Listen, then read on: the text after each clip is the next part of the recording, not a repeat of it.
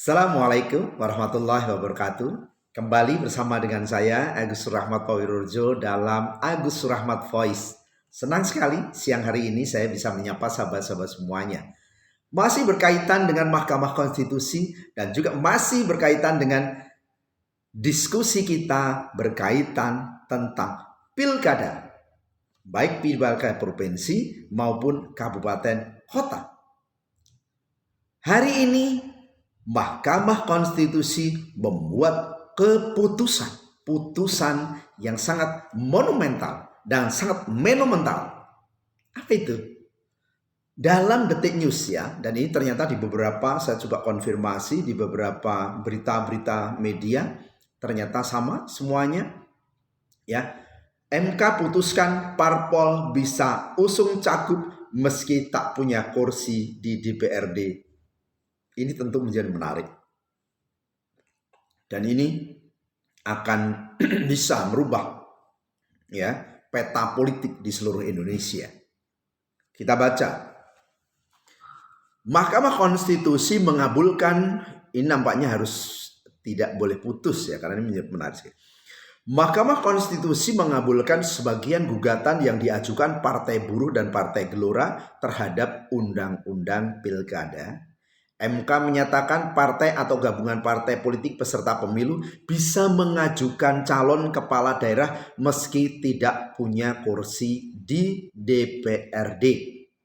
Ya, kita tahu kalau sebelumnya itu kan harus ada 25% memperoleh suara atau 20% ya, atau 20%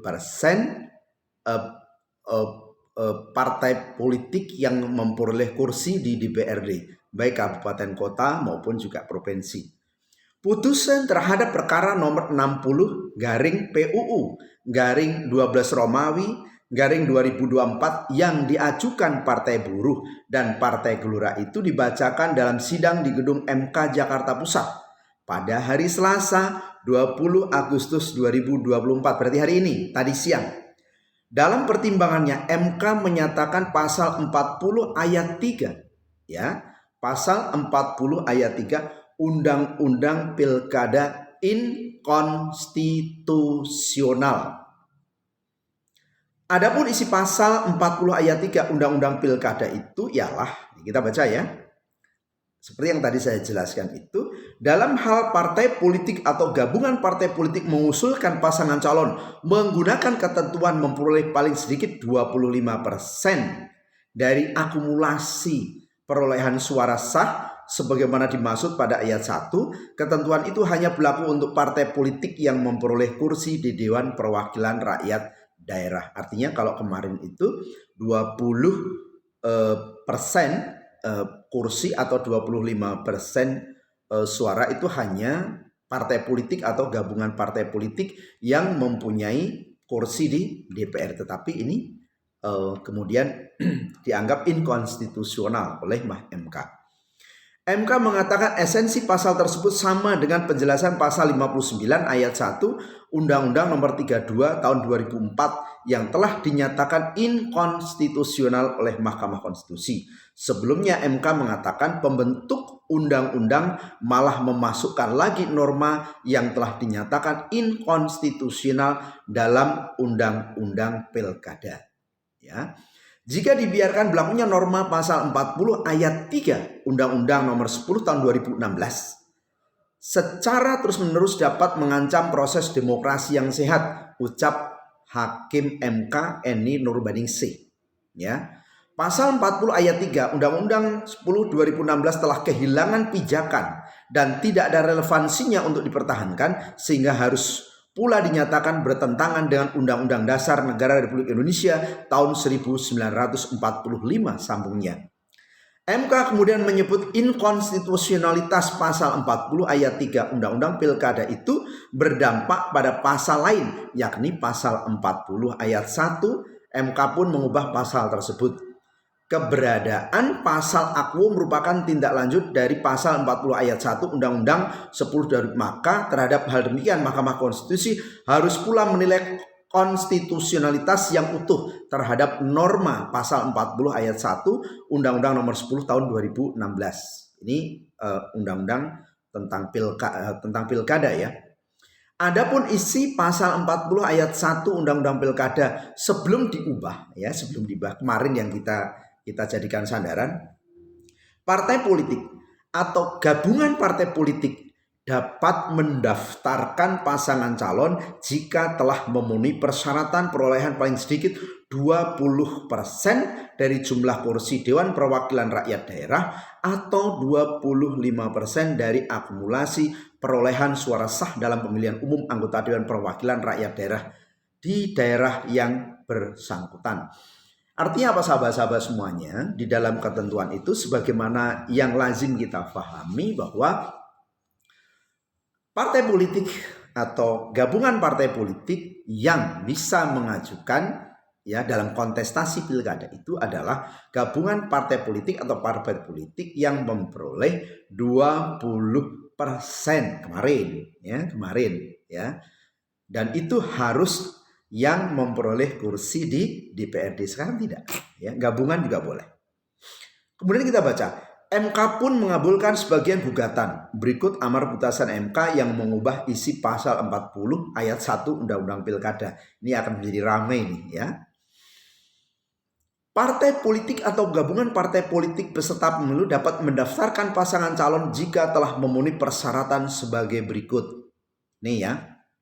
Untuk mengusulkan calon gubernur dan calon wakil gubernur, Provinsi A, provinsi dengan jumlah penduduk yang termuat pada DPT sampai dengan 2 juta jiwa, partai politik atau gabungan partai politik peserta pemilu harus memperoleh suara sah paling sedikit 10% di provinsi tersebut. Jadi semisal DPT-nya itu 2 juta sampai dengan 2 juta, maka partai politik atau gabungan partai politik ya itu sepanjang memperoleh suara sah, bukan kursi ya, tetapi suara sah 10%. Misalkan 2 juta, 10%-nya berapa? Berarti 200.000 ya, seperti itu. Provinsi dengan jumlah penduduk yang termuat pada DPT lebih dari 2 juta sampai 6 juta jiwa, partai politik atau gabungan partai politik peserta pemilu harus memperoleh suara sah paling sedikit 8,5% di provinsi tersebut. Ya, 8,5%.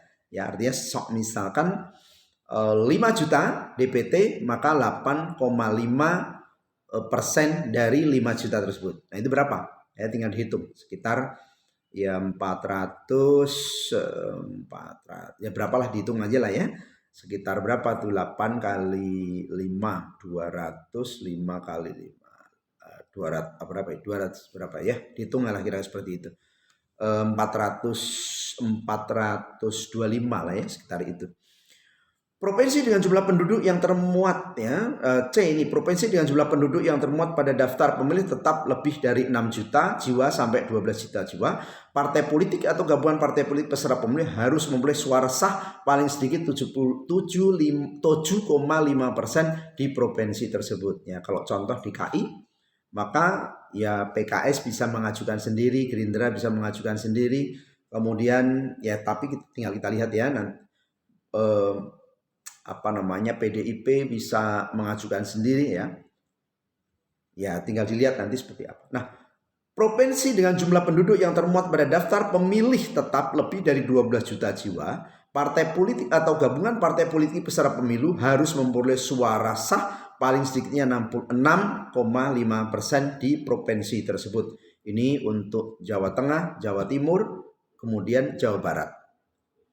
Untuk mengusulkan calon bupati dan calon wakil bupati serta calon wali kota dan calon wakil wali kota. A. Kabupaten kota dengan jumlah penduduk yang termuat pada daftar pemilih tetap lebih dari 250.000 jiwa. Ya.